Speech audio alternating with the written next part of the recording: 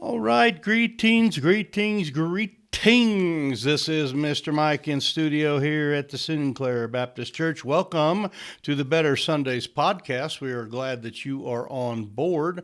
We are doing a double recording here as well, getting off onto our YouTube channel. So welcome all you folks. I think we're going. Okay. Anyway, sorry for the delays. It's good to have you here. We've got just a fantastic day planned for you. A lot of good stuff today. We are addressing 5 smart ideas how smart pastors can use smartphones in their Sunday morning service.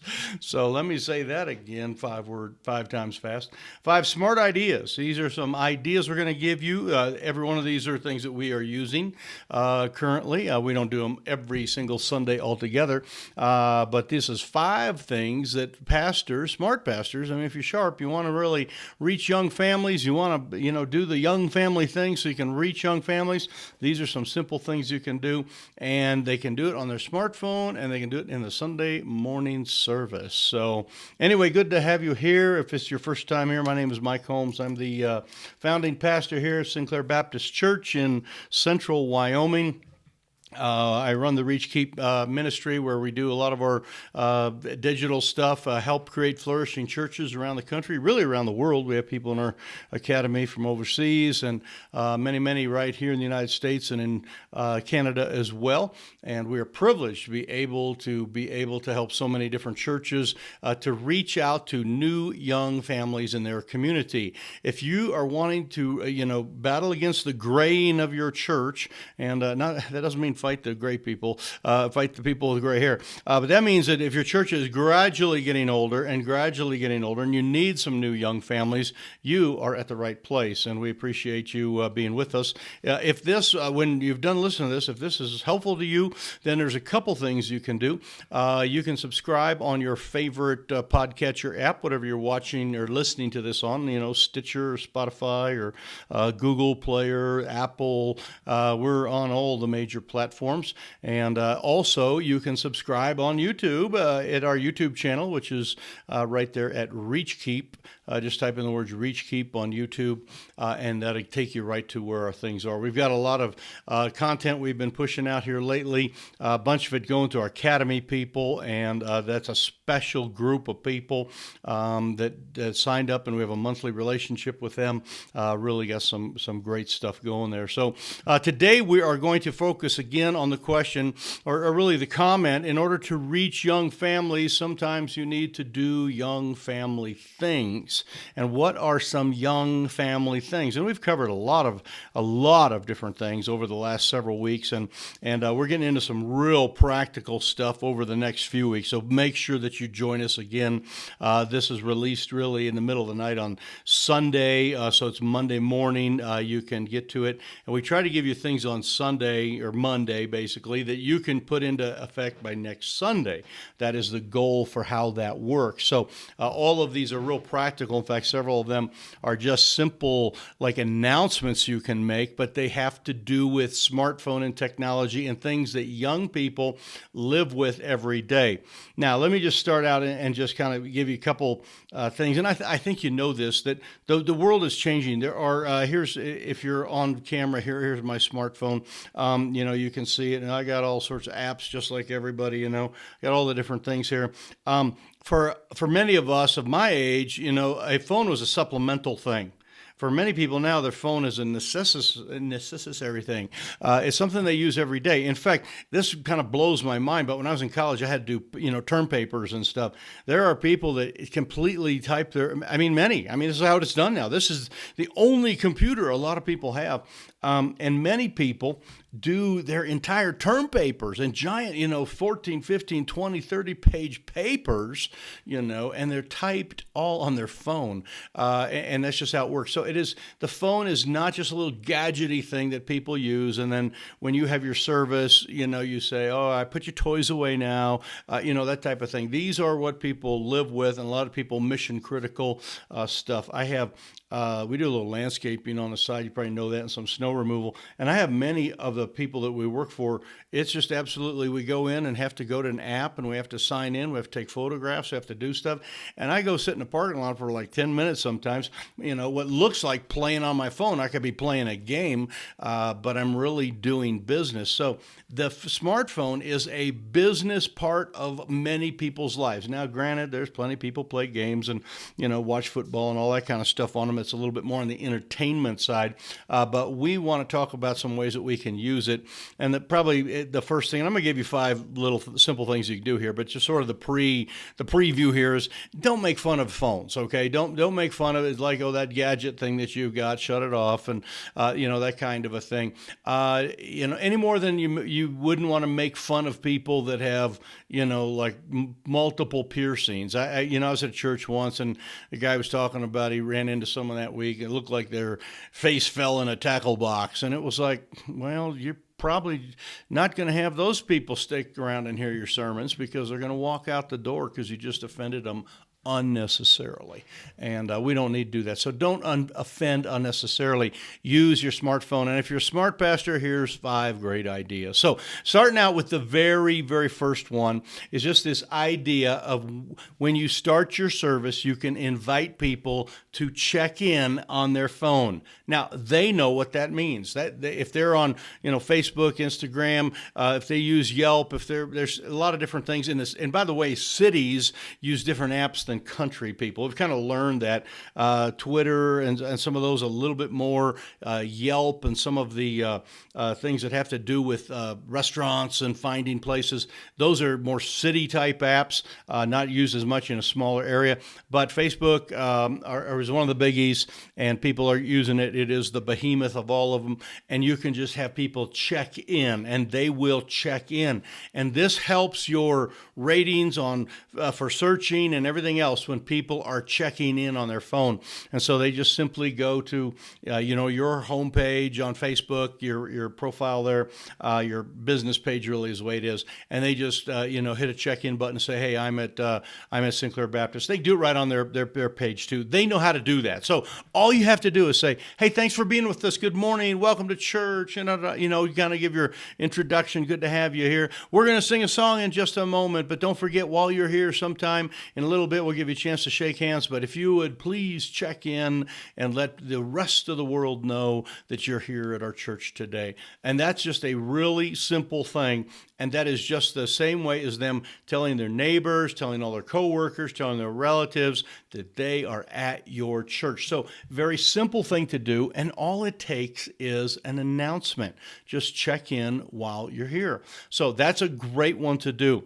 The second one that we're talking about is also something that is very simple for you to do, and the work is on their part, and they can find it. But if you properly motivate them, they will do this. And this is somewhere in your announcements, and this sometimes works really good at the end because people are kind of going out, and you basically would say, thanks for being with us here at church today. I hope that we were a blessing to you. If you would, please leave a review for our church on Google or Facebook or, whatever place that you'd like to leave a review, and give us 5-star rating. Let people know that there's a great church in this town where folks can come and find answers from God.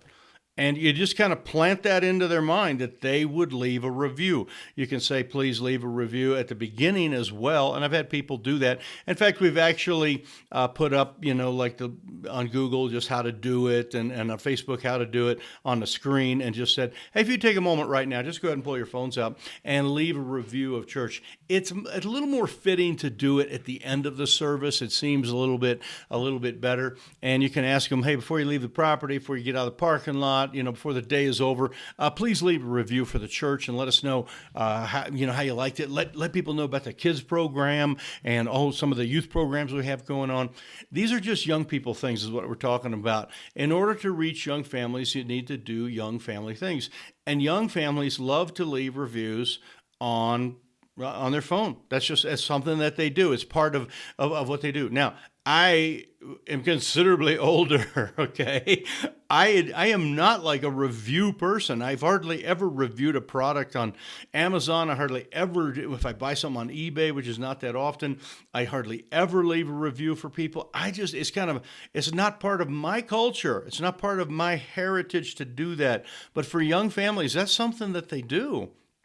And they gladly would do that and gladly leave you a nice review. And when people then come to your church, the first place they're going to come is, of course, your website, or they're just going to type in, like in our case, you type in like Baptist Church, Carbon County, Wyoming, or Sinclair, Wyoming, or the big town near us. Our county seat is called Rollins, Baptist Church, Rollins, Wyoming.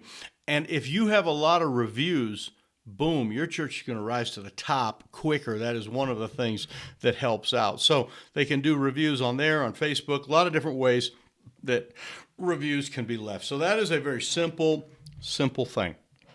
So number one, check in. Number two, leave a review. And all it takes is an announcement, and they take care of it. So you don't need to do that every single Sunday. You can do it every couple of Sundays, but you ought to at least do it like once a month. And it's a neat thing. And then you can announce it in a different way. For example, we've had some really good reviews from people that are just driving through and, stop for church like on vacation. And we've printed their review and put it on the screen and said, hey, just want to let you know, I always ask you to do reviews. Here's one from that family. Remember that family that came through a couple of weeks ago and had all the kids or whatever? Here's one that they wrote. And it's just right up there on the screen, and people read it, and then they go, oh, I'd like to write a review along that line. So you can do it on Google. You can do that on Facebook and some other places like, say, Yelp and some things that would be appropriate for your church. And research that a little bit and find out where people are leaving reviews in your community, what's hot and what's not. The third thing, and this one is actually part of, like, if you're having a big meeting coming up, like a missions conference or an evangelistic meeting, or we did this specifically when we were doing a big series coming up on creation, and I said, I would love for you to invite somebody to come hear about, the creation versus evolution. And we're going to show some pictures. We're going to have some slides. We're going to have a lot of good Bible verses. We're going to talk about how the earth began and how animals came. We're going to talk about Noah's Ark, and I give the dates. Like, Noah's Ark's going to be in 3 weeks or whatever. In fact, let's do something right now. Why don't we take our phones out right now? Most time you come to church, you turn your phone off. Why don't you go ahead and turn your phone on? And why don't you just right now, why don't you text somebody and say, hey, please join me at church next week. We're going to do a thing on creation versus evolution. And so you ask them to invite somebody to church right there, just right at that moment. And believe it or not, it really works. I mean, there's people, and I always ask, how many know someone that you think would be interested in creation versus evolution? It's like they all raise their hand.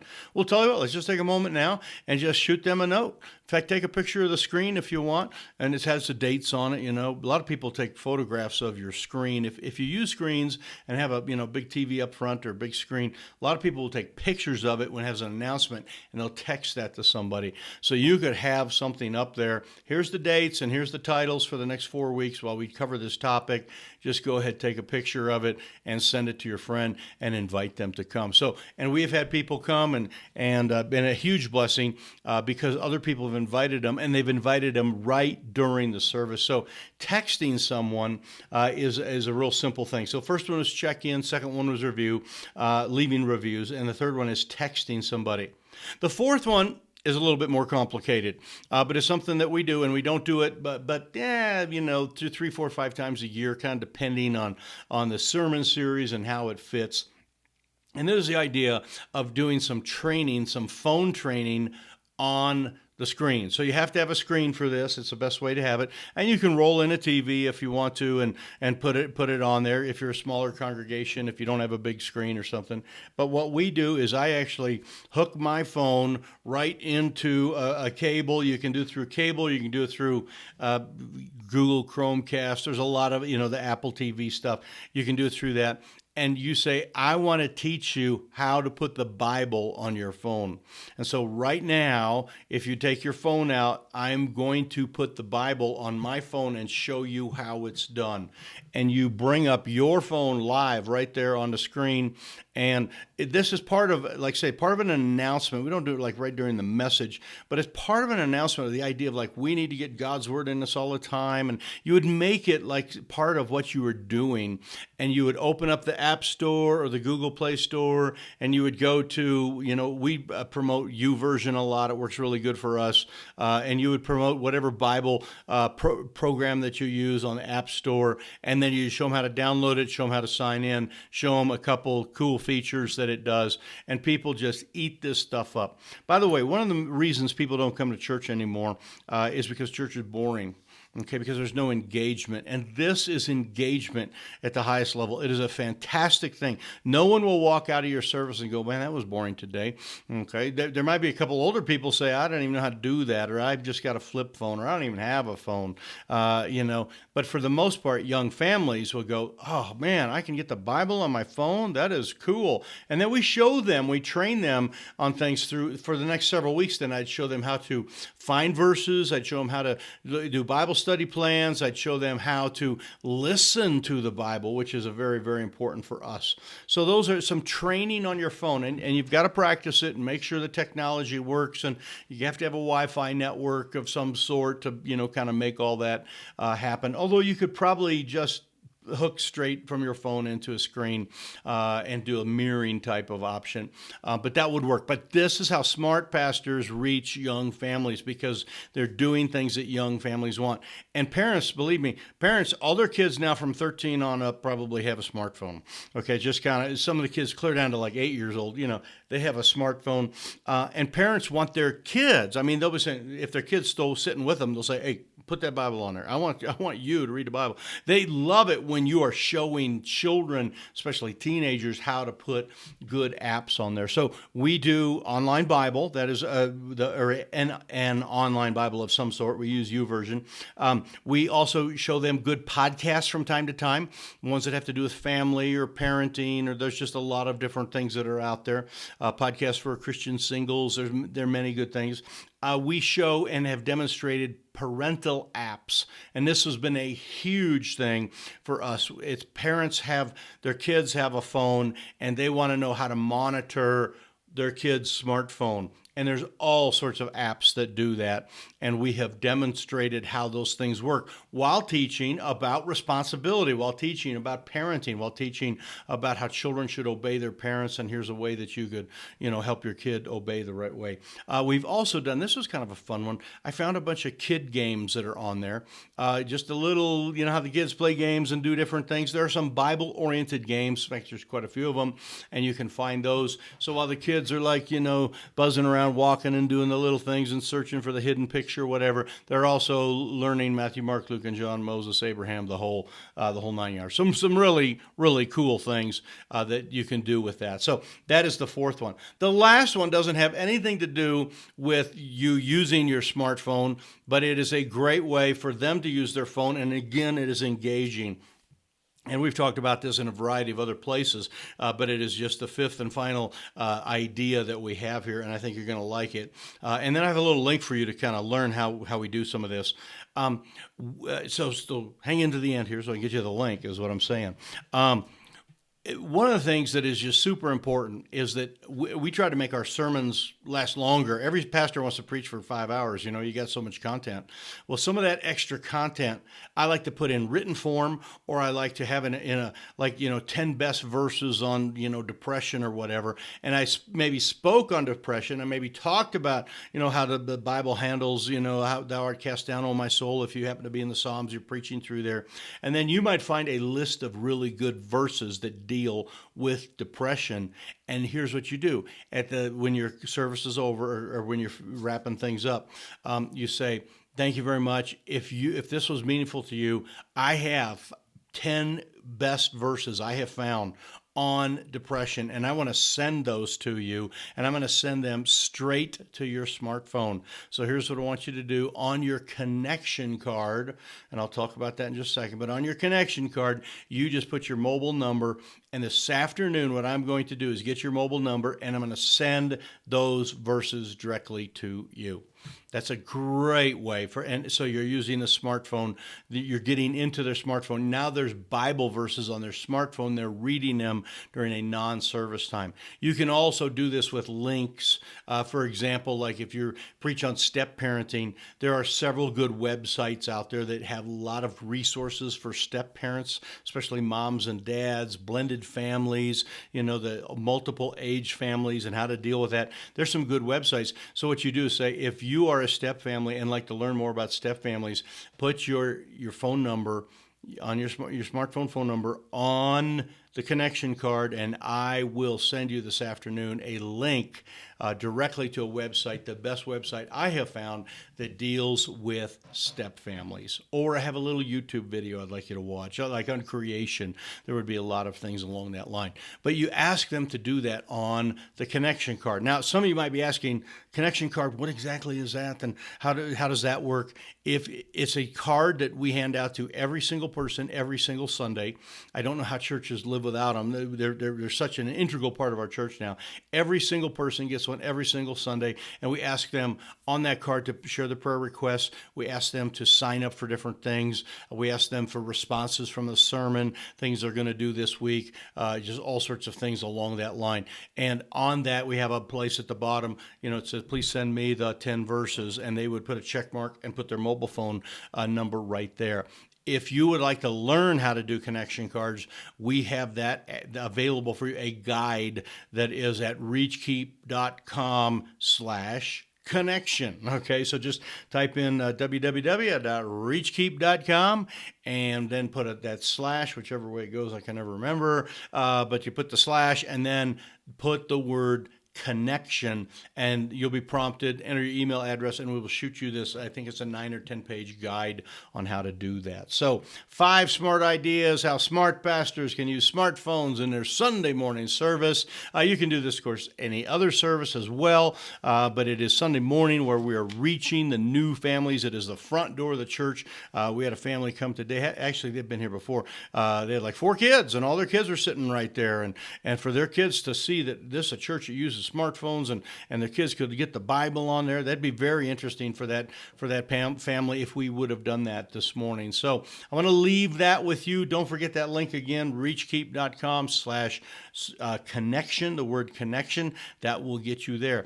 If this has been helpful for you, and I hope it has, please hit the subscribe button there for your app or for your podcast thing. And if you're on YouTube watching this, this is the way we do our podcast. You can go over to the Better Sunday podcast and subscribe to that and get these podcasts every Sunday afternoon or Monday mornings when they usually hit your mailbox or they hit your, whatever you're using for a podcatcher.